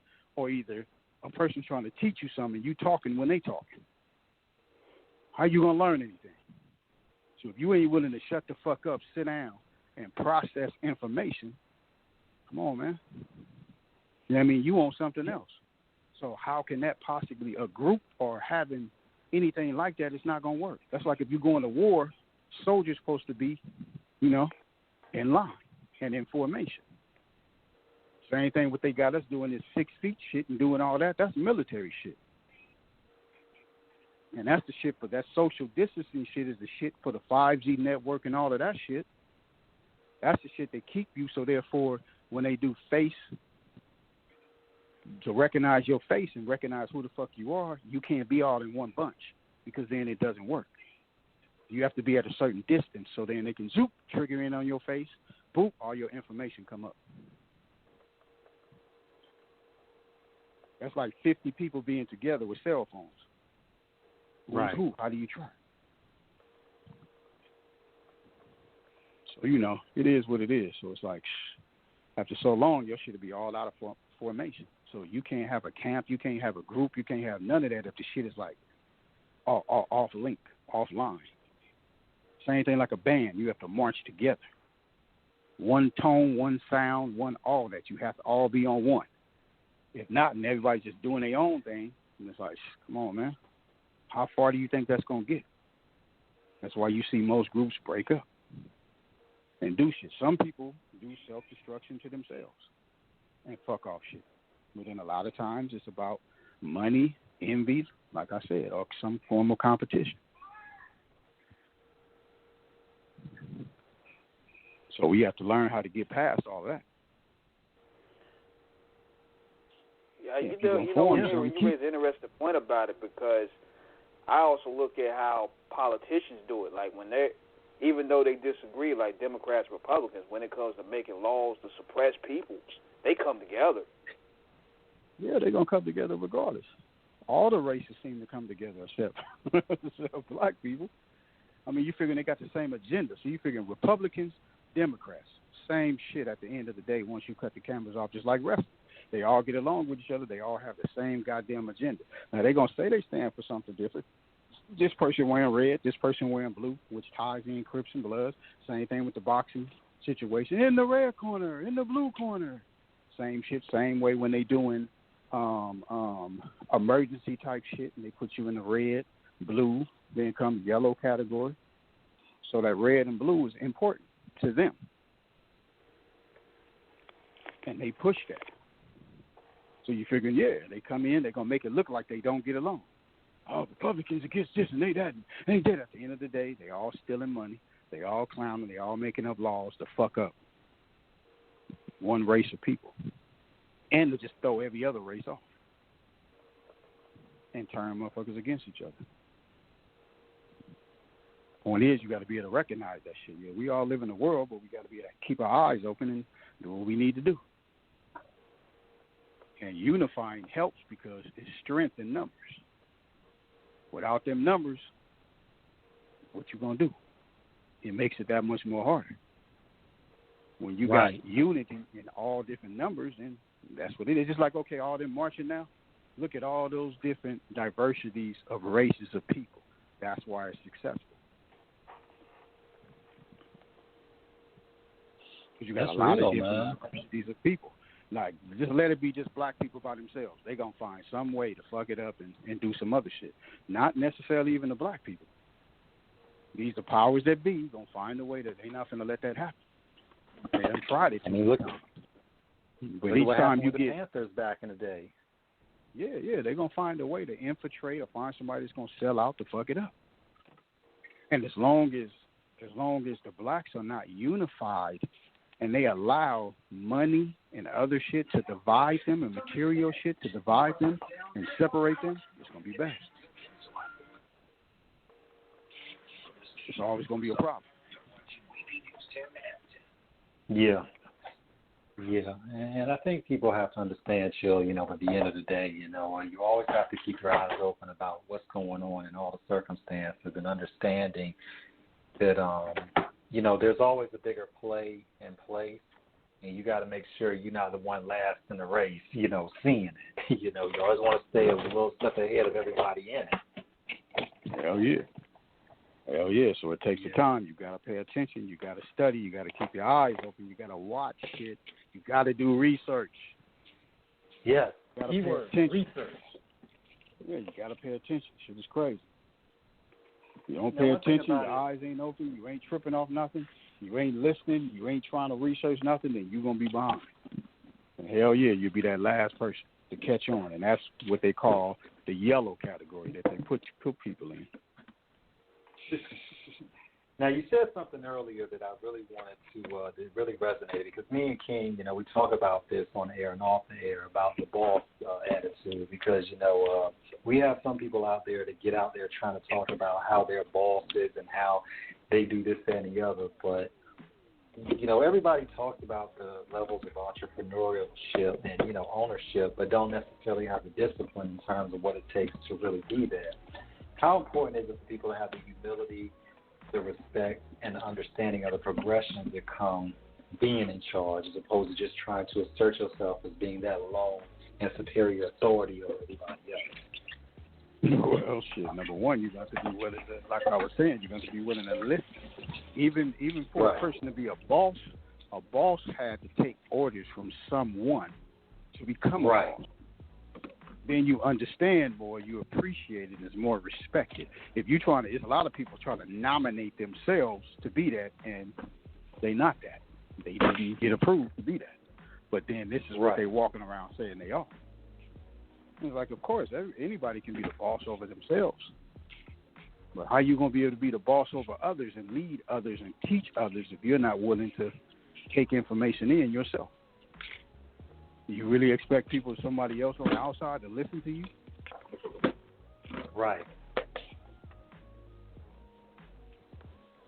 Another element, too, wanted to ask you, in terms of the hip-hop game, in terms of the veterans like yourself who have made countless and are still making tremendously essential contributions, how do you feel about it when you hear some young artists say, that this is a young man's game and that they need to let the young, that they need to let the young heads do what they do? You have people trying to put out to pasture those that paved the way for it. What is your opinion on that? Say that one more time. About how some people try to say that, after a while you need to retire from hip-hop, just the older generation, because it's like they need to let the younger people in. But you, among so many, have been the legends that have laid the foundation that paved the way for the prosperity that came. But yet still you still have some people to try to say, yeah, go ahead. I mean, just think, if everybody took that information and ran with it, you would have a lot of shit that was built and going on right now. Just for like this, how would you? People are spending old money and all of that shit. So it's just like, never let anybody put an age on something. Hip hop is the only shit that people be trying to put age limits on shit. When you got rock and roll motherfuckers that's 70, 80 years old, 90 years old. You got R&B motherfuckers that's older than a motherfucker. Why are you putting an age limit on rap?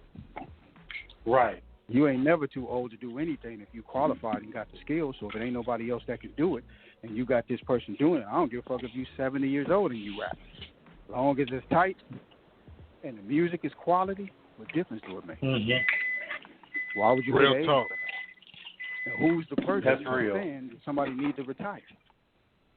That's like saying the company that they work for and how they making their money. What if they just retired and just shut their shit down? Now they don't have a job no more. Right. So you gonna take that same mental in that?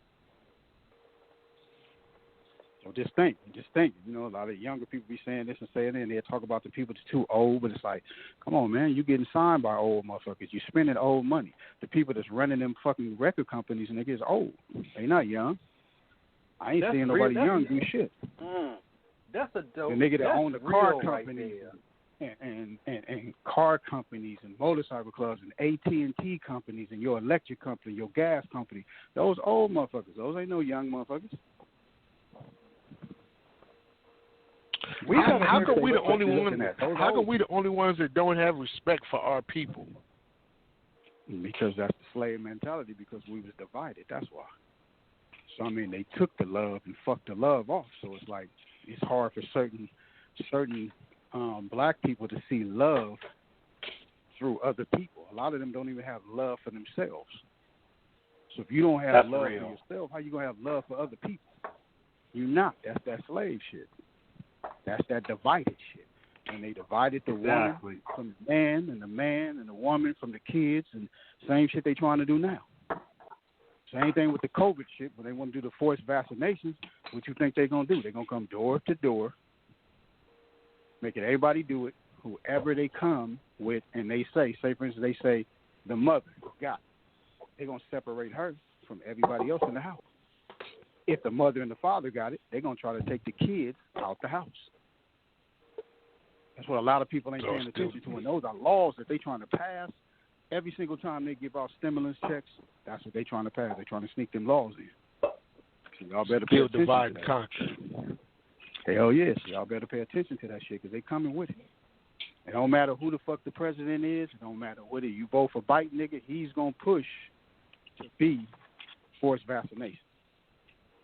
So no matter who the president is, they're going to push because they're puppets. They're told what to do. It's a pecking order, just like with everything. Just like with the military, just like with the police, officers, all that. It's a pecking order to everything. Gangs, it's a pecking order to everything. It's a chain of command. They got to answer to somebody. So it's just like going back to saying a boss. Okay, how the fuck you going to be a boss and there's other bosses? So how you going to nominate yourself to be bosses over other bosses? That don't even make any sense. Yeah. And if you don't run everything, you don't own nothing, you have no ownership in anything, you ain't no boss any goddamn way. You're a worker. Because you got to answer to somebody. If we don't celebrate our culture,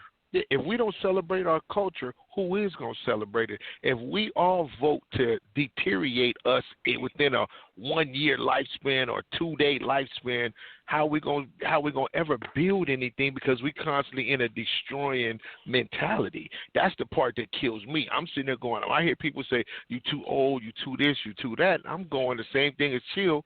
Well, these are the older people that set up these organizations for you to get in and make money off of, and now you got in there and go, oh, you know what, dude is too old, or she too old, or they thinking it's too old, when they're sitting there supplying you with what you need, the facilitations to get you up and make you famous or make you rich or make you wealthy or what have you. And that's one of my biggest disappointments with us is that, like you said, what we call them, what I cover them is called the book. It goes back to the book. The OGs, the original people, grandma and grandpa was the ones that held the history, held the stories, held the remedies, held all that, and they was the ones that told you. Now you took it and took it to the next level, but now we looking back, telling them when they too old to know what they talking about, or they too old to know what business they're in, or know what's entertaining, or know what's not entertaining, as if the people that came up in that era have all disintegrated. Exactly. And them same people were still buying records, buying cars, buying houses, paying for kids, paying for the new people doing stuff. And I'm going, we the only culture that says that. I'm still seeing the Who and Commodores and everybody else touring, But as soon as you say, oh, rapper, oh, he's old, he's this, he's that, and then they wonder why we ain't got no old hip-hop museums everywhere when we should have celebrations of black hip-hop culture all over the country and all over the world. Instead, we going against our own, so we eating our own. So that same divide and conquer mentality has gotten into the young ones, and instead of them going, you know what, let me big up OG and put him in there. Let me big up this person because they did go platinum 10 or 15 times. They do have a fan base, a crowd of people that I'm going to come in and service them same people. I'm going to just come back with a negative mentality, and I'm going to say I want to destroy everything that this person built up that I'm walking in on, and I'm eating off the same table just down the way a little bit, and they older at the end of the table like grandma and grandpa, and I'm the young one, but I'm finna take over and run it. We sit there and say, you an old head, you this, you that, da-da-da, and I don't understand that, and I'm going, what part of the game is this? Don't you know they call it blue money? That's the money that goes way, way back.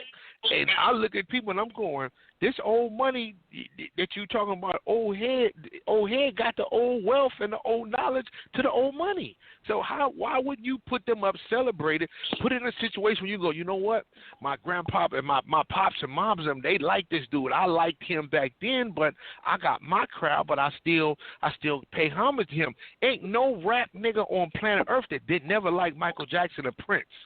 So I ain't understanding this shit now. You know what I'm saying? I'm not understanding why us as rappers got to be old and why we got to disintegrate, but we still playing old Commodores, old Al Hayes, you name it. Whatever it is out there, we still listening to it because we've grown older and we respect the talent and the skill that they brought.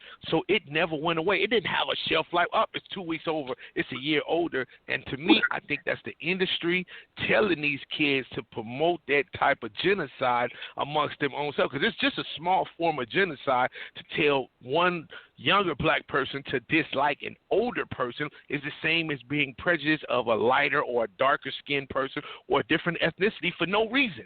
I might like this person, you know what I'm saying, but because they told me to dislike you, I gotta dislike you. Man, you over there doing your reggaeton thing, and I'm over here doing this hip hop thing. I'm gonna come over there and jam with y'all, and then head to the spot, or maybe pick me up a bra from the reggaeton and go. So I don't understand this small form of genocide. That's a seed that they planted, and these people, you know, anybody who said it, and I don't give a damn if it's the heads of state of the record companies on down, it's still genocide, man. It has no place in our culture when we go back to the beginnings of the whole planet. You know what I'm saying? When you see Indians doing rain dances on down to that, Dogons on down to that, I might not know how to do it, but I'm respecting the culture because this man might be able to teach me something, which I might be able to teach my own people. But we cut it off out of ignorance because, I don't know him. It's not this hip hop. It's not that. It's not that. That would be like us when they brought the mumble rap. And we from a teaching evolution. We from KRS-Ones. We from teach you about this neighborhood this way to think, this way. So now here they come with the mumble. We don't understand it, but we didn't degrade it. We just was like, you know what? That's not us, but we going to give you this lane. And we respected that lane. Well, they destroyed our lane or wanted to based on the fact that when you guys are being educational and we don't want that, and then when you really dissect, like my man was saying, you bust that down, that was the pharmaceutical companies feeding them the pills, feeding them this type of mentality to say, hey, tell them they retarded and y'all doing the right thing when we wasn't pushing that because we knew that's going to destroy what? Your base population that's going to feed you.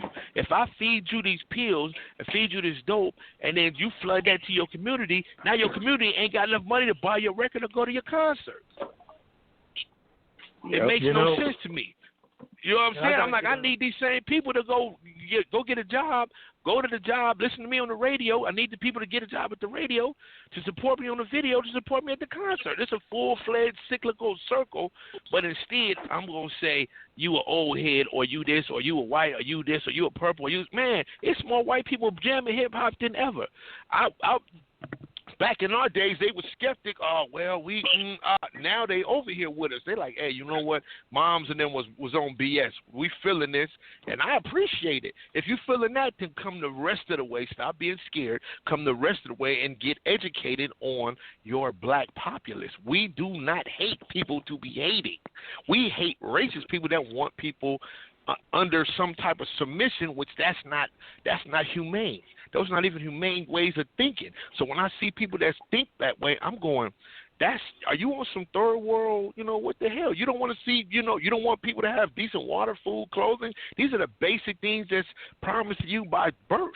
And yet you got these people that will start preaching this shit at seed level, boom, boom, boom, boom, and then you get raised with this. So that's just one of my pet peeves. I didn't want to run on it, but yeah, that why we don't have black hip hop's museums all over the country, because in every part of this country we have gotten a populace of stars and celebs from their towns that have brought up their towns, and now we know about their towns.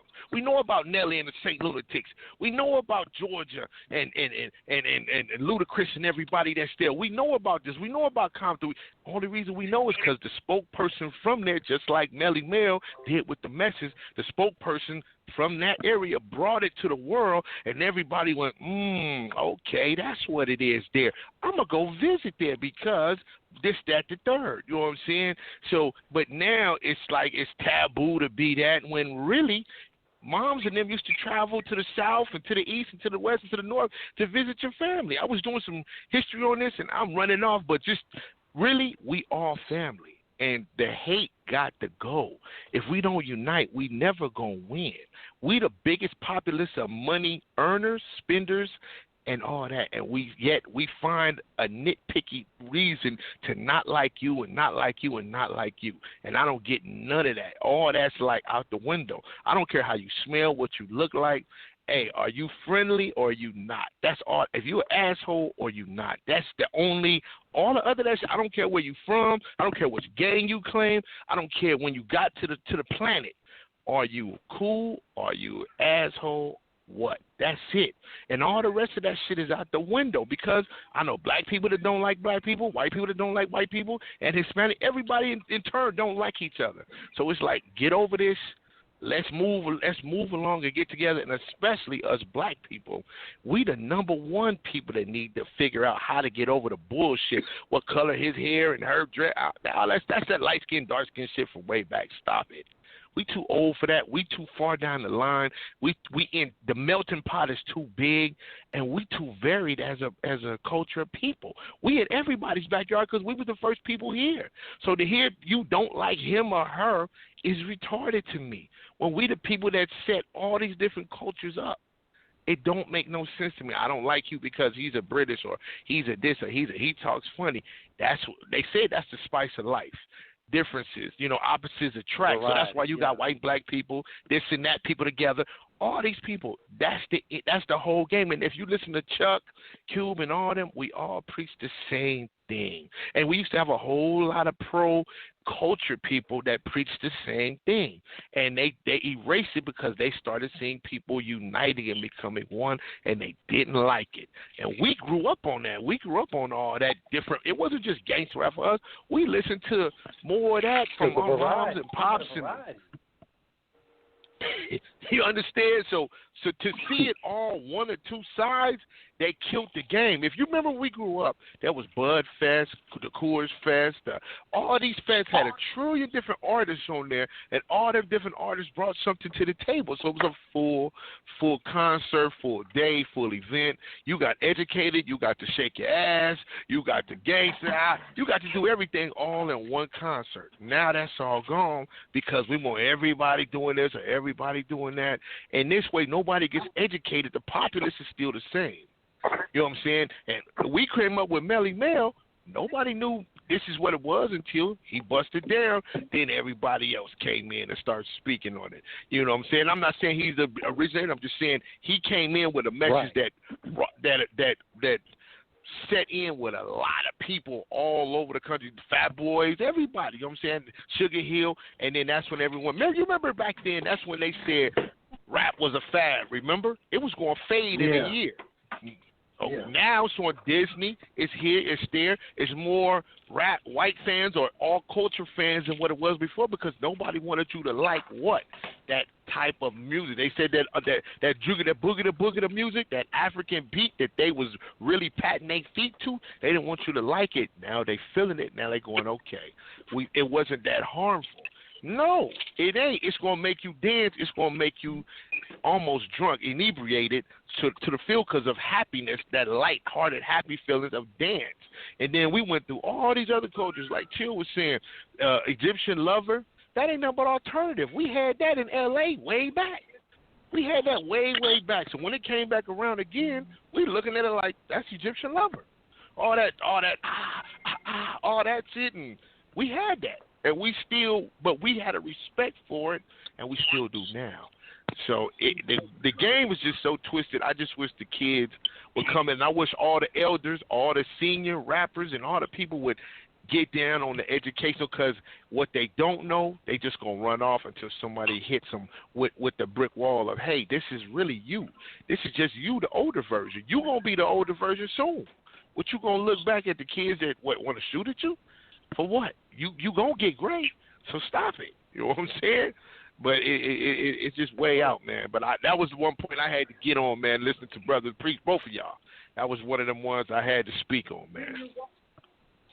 Well, one thing about it, we love and appreciate the input. And what you said, I don't think for all the times we've asked that question, we've ever had that deep, that thoughtful, that such awesome articulation. And that's why, this show is King's Baby, Sandman, Chinchilla, myself. This is why we're honored doing it. And this is what we cherish the most about it because we want to let the legends know that, you are appreciated, you are respected, you are acknowledged, you are loved.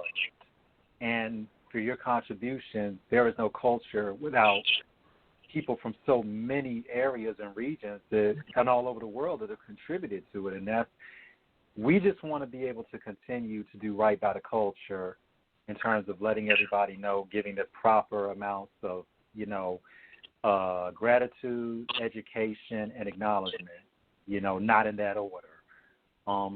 But, we, and I think, we got a little bit of time left, but I kind of want to say as well, like I said earlier, I think with what's going on in social media where a lot of young kids get on, they think that this is the fast way, the express way to success and celebrity. But I'm like, you can't have where you're at without acknowledging it. But there's also somewhere, somehow, and that could be another discussion for another day, where, how did the lines get blurred in terms of some of these kids acting like, like LL's Big Bad was not a classic, like Digital Underground, they make you move. Like Compton's Most Wanted, NWA, Deadly Threat with Sick in the Head, how they didn't teach you about that gangster shit. It's like,